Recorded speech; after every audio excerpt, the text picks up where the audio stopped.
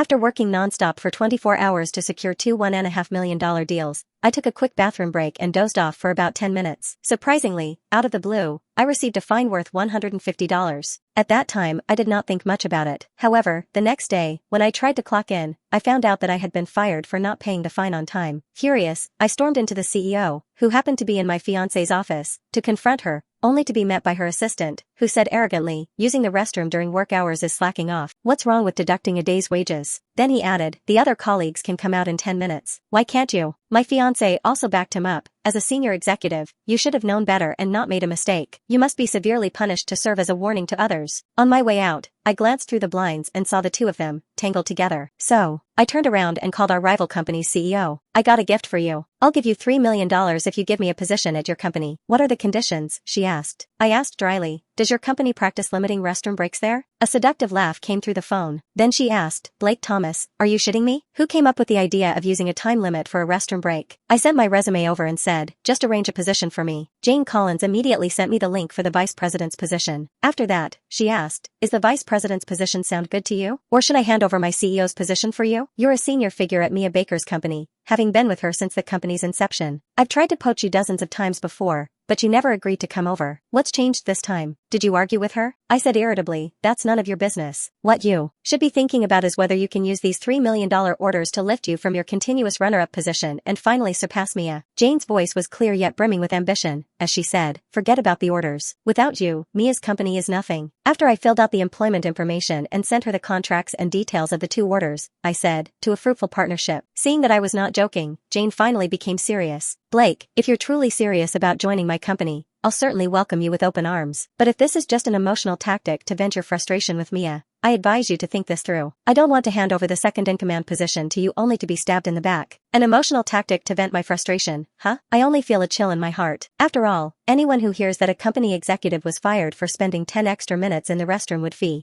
humiliated, especially since the one who made the decision was my own fiancé, whom I had been dating for the past 3 years and was about to marry. Not to mention that she and I co-founded the company and it has grown to become the industry leader today. Though I was heartbroken, I was not surprised. Ever since Mia gave special treatment to her male assistant, I have had a bad premonition. I don't joke about work. I'll clear my desk today and report in tomorrow, I finally said and hung up the phone. Afterward, Jane still thought it was just a dream and kept texting me. However, I was too busy packing up my things on my desk and leaving, so I did not answer her. Just then, the surveillance camera above the office barked, Blake Baker, phone must be in silent mode during office hours. Violation of this rule will get you a $30 fine. The moment Trevor Phillips said that, all eyes turned on me. I ignored him and kept packing my things. Seeing this, he stormed out of the office. I snapped, Blake, didn't you hear what I'm saying? President Baker had made an exception and paid your fine. Why are you still ignoring company rules? I forced a smile, finding him amusing, and asked, what rules does a fired man have to follow? Hearing the commotion outside her office, Mia came over. She walked up to me and softly said, since little Trevor has already set the rules, I can't break them in front of him, can I? But don't worry, I've already paid the fine for you, so you don't have to leave. I shot her a cold look and tossed my employee badge on the desk and said, there's no need. If you're not going to fire me, I'll just resign on my own. I'm done. I grabbed my things and headed for the door, but Mia stepped in front of me again. Anger clouded her face as she scolded me in front of the entire company. Blake, stop making a fuss. Trevor set the rule to keep everyone in line. Hasn't the company's culture been good lately? I rolled my eyes. Good? Just earlier, someone in the workgroup chat complained that sales staff traveling for business were only allowed to book the cheapest economy seat on train tickets and the accommodations were limited to hostels that cost $7.65. Not only that, they could only take the client to eat at roadside food stalls,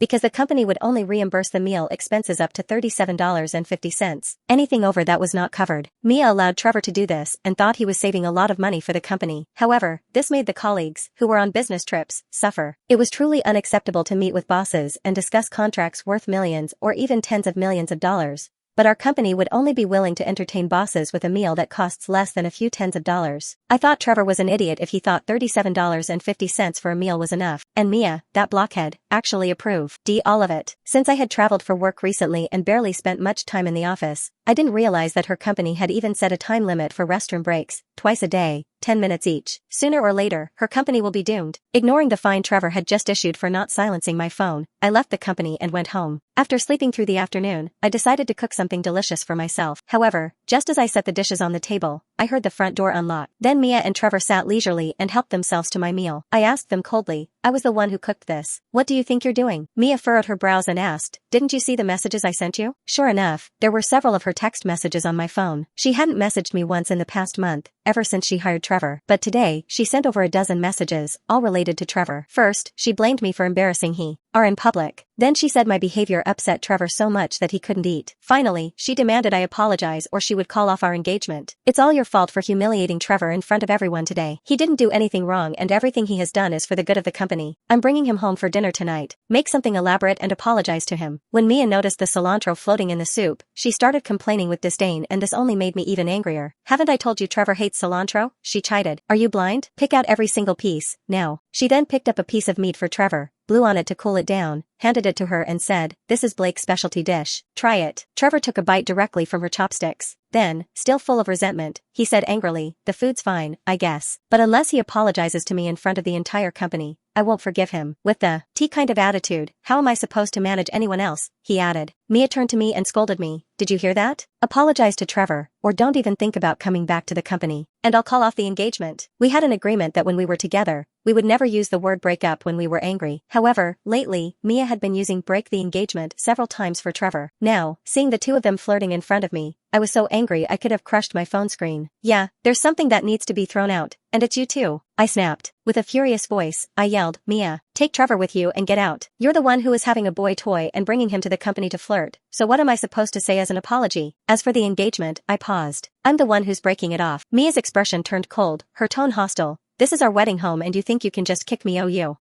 My face remained blank when I said, this is my family's house, so, get out with your assistant, Stats. Before he left with a smug look on his face, Trevor snorted and stated, you dare kick me out? Do you even know who I know? Let me tell you, he stated, I know that gentleman in the investment world. You'd better kneel and apologize to me right now and I might say a few good words for you in front of him. Mia furrowed her brows and chimed in with a hostile voice. Did you hear that, Blake? Kneel and apologize to Trevor right now. Our company is counting on him. I slammed the door shut without blinking. I don't care who you know. What does the company have to do with me? Trevor was so furious he could barely breathe. Finally, I was completely alone and silence returned to the house. But the food on the table had already been spoiled by them, made I completely lost my appetite. So, I just went out to eat. While waiting for my food, I came across a new post from Mia on our Instagram feed. Blake, let me tell you, if you don't publicly apologize to Trevor, our engagement is off. I rolled my eyes and immediately blocked her. Before I had a chance to leave the company's small group chat, the next morning, someone revealed that Mia and Trevor had arrived in the same car and they were still wearing the same clothes from the day before. Someone else also claimed to have seen them going to a hotel together yesterday. At that time, she and her friends saw them waiting by the roadside and there were photos to prove it. I immediately left the group and went to Jane's company, because I didn't want to see any information about the two of them. Even though Jane had prepared a private office for me, she still found it hard to believe it when she saw me. She explained, you're here. You actually came. I've already worried that I set up the office, but you didn't show up. I handed her the contracts for those 2 orders and said, this year's industry awards are ing up soon. Whether we can win first place depends on you. Her eyes gleamed with fierce ambition to win first place as she said, don't worry, with your help, our company will definitely overtake the Baker Group this year. After working for 3 years, I'd built a solid client base. By that afternoon, I had already finalized another deal. On the way out, I saw that Trevor was embracing Mia. Their gestures were very intimate. I didn't plan to acknowledge her, but Mia pulled back from him and approached me to explain. I know what they were saying in the small group chat of yours, but don't overthink it. Trevor's house is leaking and as his boss, I'm just providing him with accommodation. Who are you trying to fool? Anyone with eyes can see they slept together last night. However, I said nothing and prepared to leave. After explaining things, Mia spoke condescendingly to me. Blake, I know you want to come back. Trevor has just drafted a contract. If you help him land the deal, I'll reinstate you. I let out a cold laugh. You're dreaming. I'm not helping him negotiate any deals. Mia sighed. Then she spoke in a fake noble tone that made me sick. Trevor is a recent graduate with no experience in negotiating projects, she said. If you help him secure it, it will serve as an apology for what you did last night. Don't be stubborn, she advised. If you secure the project, I'll not only reinstate you, but our engagement will proceed as planned. I didn't respond. She and I were clearly no longer on the same wavelength. I brushed past her and was ready to leave.